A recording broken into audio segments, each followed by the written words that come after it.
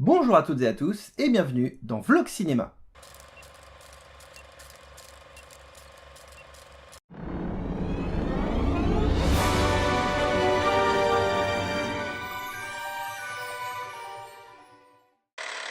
Aujourd'hui nous allons parler du coup du dernier film des productions Besson, production Besson, EuropaCorp hein, si vous préférez, Braqueur d'élite, de son nom original Renegade. Alors je vous avoue honnêtement, le titre original porte assez mal son nom parce que les mecs ne sont absolument pas des renégats, donc là pour le coup, en fait ils sont pas non plus des braqueurs, donc, mais au moins ils sont d'élite, parce que l'équipe en question sont des Navy Seals, mais on viendra ça après, hein, ne brûlons pas les étapes.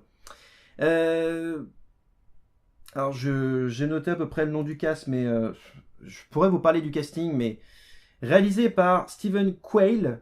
J'en avais jamais entendu parler, donc je pense que je vous balance le nom, vous ne savez absolument pas qui c'est, bah ça va pas changer grand chose à votre vie.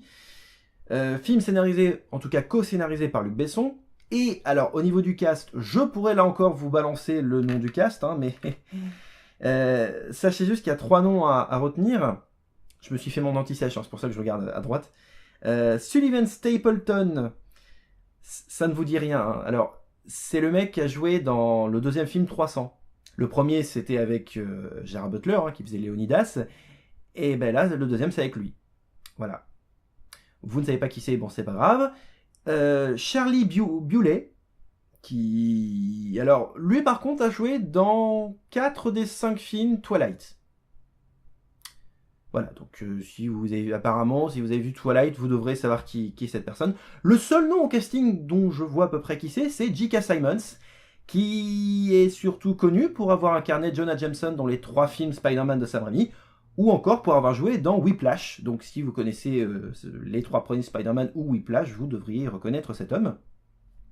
Et à chaque fois que je le vois dans un film, il a toujours tendance à gueuler. Comme une figure d'autorité. Bah, dans Spider-Man, c'était ça avec Jonah Jameson, et là, du coup, c'est comme ça également dans ce film. Bon, là, il joue l'amiral Levin, donc le supérieur de l'unité américaine. Donc, du coup, le casting est pas dingue. Hein. Ça donne un peu le sentiment d'avoir un casting de Ligue 2, quoi. On est loin d'un casting All-Stars comme... Voilà, non, c'est juste un casting de Ligue 2, quoi. Cherchez pas à peu près à savoir, tiens, je connais pas tel acteur. Vous ne les connaissez pratiquement pas, hein. C'est même pas la peine de chercher.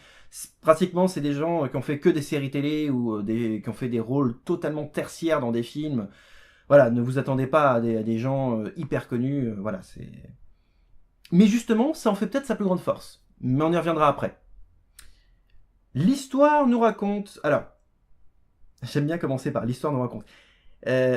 L'histoire va être en 2 parties. Vous allez comprendre. La première partie concerne l'introduction du film, qui du coup raconte, pendant la Seconde Guerre mondiale, les nazis ont carrément pillé plusieurs lieux en France, dont le Louvre, dont différents lieux d'argent, des banques, etc. Et ont volé beaucoup de lingots d'or. Beaucoup de lingots d'or.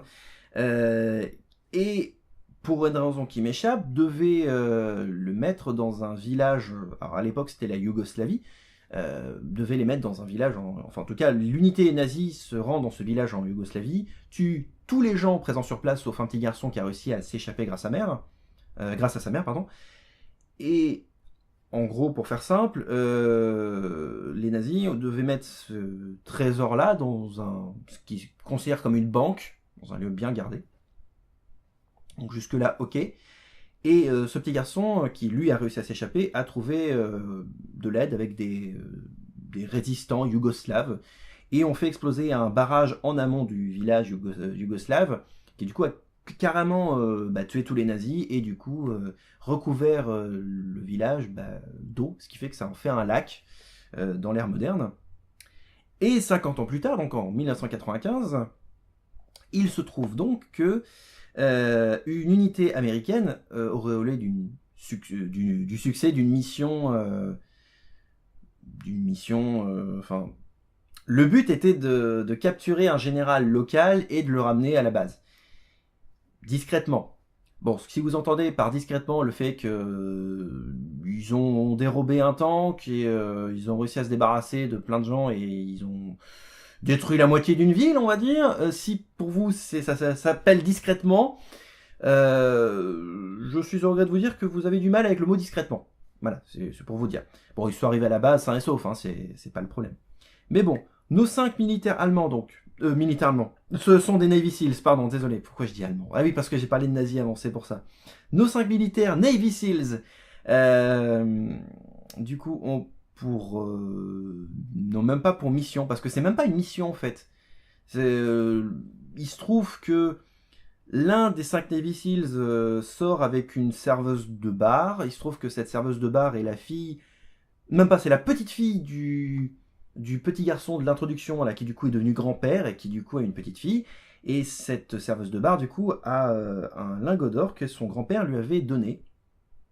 Parce que le petit garçon avait réussi à dérober un lingot d'or discrètement. Et cette serveuse de bar arrivera à convaincre nos 5 Navy Seals d'aller chercher ce trésor au fond du lac.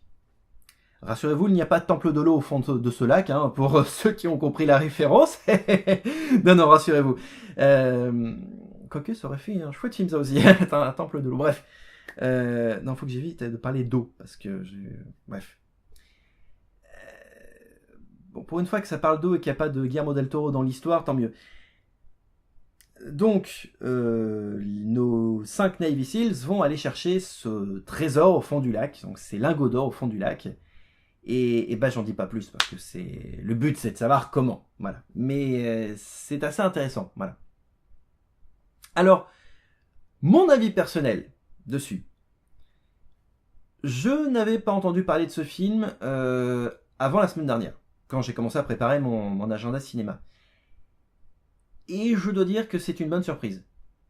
Alors, même si, comme j'ai dit, le casting est digne d'un casting de Ligue 2, le fait qu'il n'y ait aucun nom ou aucune tête d'affiche dans ce film, c'est peut-être sa plus grande force.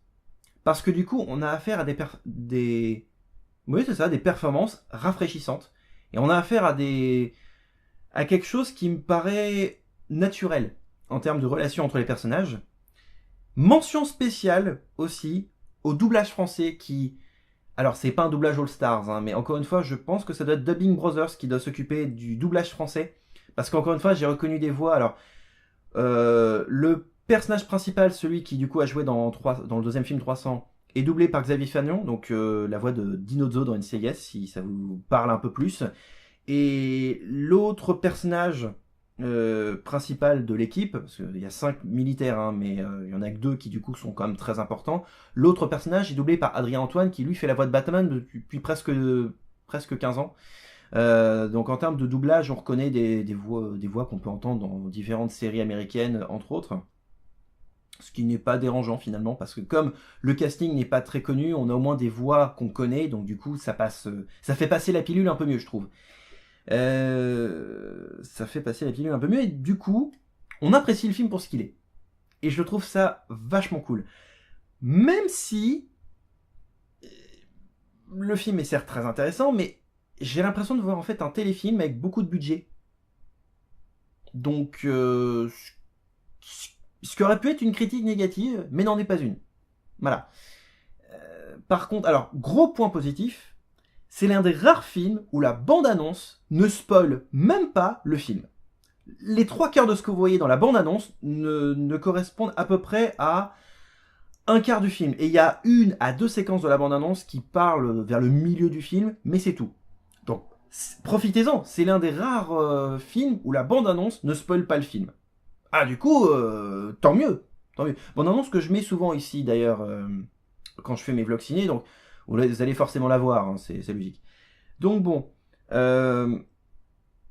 point positif, le doublage qui est de très bonne qualité, l'histoire qui se tient assez facilement. Un autre point positif, la scène où l'équipe militaire va chercher tout le matériel pour préparer l'opération. Limite, c'est censé être une opération sérieuse, mais l'équipe est toujours en train de déconner. Enfin, toujours. Non, ils arrivent quand même à avoir des moments parfois graves, des moments importants, mais elle reste toujours de très bonne humeur et ça permet vraiment de s'intégrer à l'histoire. Vraiment, on ne sort pas de l'histoire, on ne sort pas du film et je trouve ça très intéressant. point négatif, et c'est en préparant du coup ce vlog, pourquoi les nazis ont mis les lingots d'or à cet endroit-là?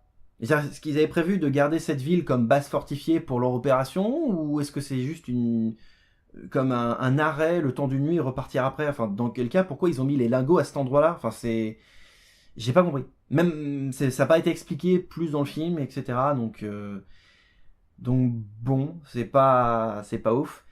Autre point négatif, le méchant. Si on peut appeler ça un méchant. On le voit à peine, peut-être même pas un quart dans le film. Il est là de manière très par pointe dans le film, mais il n'est pas là de manière très régulière. Et des fois, j'ai tendance à me demander, mais pourquoi il est là? Enfin, qu'est-ce que ça apporte qu'il y ait un méchant finalement? Parce qu'il n'y aurait pas eu de méchant, ça aurait rien changé au film, hein, réellement. Donc bon, ouais, c'est pas. Disons qu'en cette période de cinéma assez calme, les derniers gros blockbusters dataient quand même de fin juillet, début août, et comme les gros prochains blockbusters vont commencer à dater à partir de fin septembre jusqu'à fin octobre, dans cette période assez creuse, autant vous dire que ça peut être un film qui vaut le coup. Il est intéressant, il est sympathique, il est agréable, on passe un très bon moment. Le casting est certes pas ouf, mais justement, comme c'est un casting que je pense peu de personnes doivent savoir qui sont ces gens, ça ne devrait pas poser de problème. Je veux dire, des fois, je connais des gens qui se disent « Ah bah tiens, il y a Ben Affleck dedans. Ah bon, j'ai pas envie d'aller voir ce film. » Bah pourquoi? J'aime pas Ben Affleck. Enfin, pas moi, mais je connais des gens qui n'aiment pas Ben Affleck. Donc du coup, avec un film avec Ben Affleck, ils aiment pas Ben Affleck. Parce qu'il a laissé mourir Bruce Willis dans un film, par exemple. C'est pour vous donner un petit exemple. Donc bon, non, là, il n'y a aucun... mis à part J.K. Simmons, que tout le monde connaît par Spider-Man de Sam Raimi ou par Whiplash, mis à part lui, le reste du cast, il est pas ouf. Voilà, la plupart des gens sont des gens qui ont joué dans des séries télé ou dans des troisièmes rôles dans des films comme Twilight. Ouais, des troisièmes rôles, c'est vous dire, à tel point... c'est pas le fait qu'il ait joué dans Twilight, c'est le fait qu'il ait été troisième rôle dans Twilight. C'est limite digne d'un figurant, quoi. Donc... ouais, il y a un mec qui a joué dans Doctor Who qui fait partie des 5 militaires de l'équipe. Oui, alors rassurez-vous, pour les fans de Doctor Who, c'est juste le temps d'un épisode. Donc, calmez-vous. Hein. Donc bon. Voilà, pas grand-chose de trucs. Enfin, ouais, j'ai pas. J'ai beau essayer de réfléchir, j'ai fait point positif, point négatif, mais pas grand-chose à en dire, honnêtement. Si, un dernier point positif. J'ai fait point positif, point négatif, mais je reviens au point positif. La fin. No spoil, encore une fois, mais la fin est très, très, très surprenante. Dans le sens où tu fais Ah, bon, ok. Et puis en même temps, ça correspond au ton du film. Bah oui, parce que on vous montre une équipe de 5. Donc du coup, l'équipe de 5 est un peu... je vais pas dire qu'elle prend tout par-dessus la jambe, mais au moins elle a le mérite d'être divertissante, marrante, un peu comique sur les bords, mais ouais, ils prennent limite tout avec de l'ironie. Genre par exemple, ils sont dans une embuscade avec une unité serbe ou bosniaque ou je sais plus ce que c'est. Limite, bah, ils prennent ça avec une petite blague, une petite vanne. T'as un mec qui a failli crever. Enfin, limite, ouais, non, c'est limite. Bon, allez, on va se faire un kebab après. Non, non, non, je suis fatigué, je vais rentrer là-bas. Limite, ils prennent tout par-dessus la jambe, quoi. Moi, je trouve ça drôle et du coup, ouais, ça. Je sais pas, ça me permet de rester dans le ton du film. Enfin, tout le film est comme ça. Voilà, donc c'est un point positif. Ouais, c'est une bonne surprise. Voilà. Donc voilà, c'était Braqueur d'élite. Enfin, braqueur, ils ont braqué personne techniquement, c'est plus un casque qu'autre chose, mais enfin bref. Du coup, merci à vous d'avoir suivi ce vlog en espérant vous avoir convaincu, enfin du mieux que je peux, malgré mes hésitations, parce que j'ai essayé de chercher mes mots pas mal de fois, vu que ce film m'a paru très sympa, mais pour l'expliquer correctement, il y a eu quelques hésitations dans cette vidéo, je reconnais. Donc c'est pour ça, honnêtement, je vais pas me casser la tête au montage. Du coup, je devais aller voir Kin le commencement, j'hésite franchement à y aller. Parce qu'au vu de la bande-annonce, ça a l'air sympa, mais je me sens pas convaincu d'y aller. Je verrai peut-être mercredi prochain. J'ai encore le temps, peut-être. Ça se trouve, au moment où vous voyez cette vidéo, je n'aurais peut-être pas vu le film, donc qui sait. Et je n'aurais peut-être jamais vu le film, donc je vais. Du coup, on se retrouve très vite pour de prochaines vidéos. D'ici là, portez-vous bien. Salut!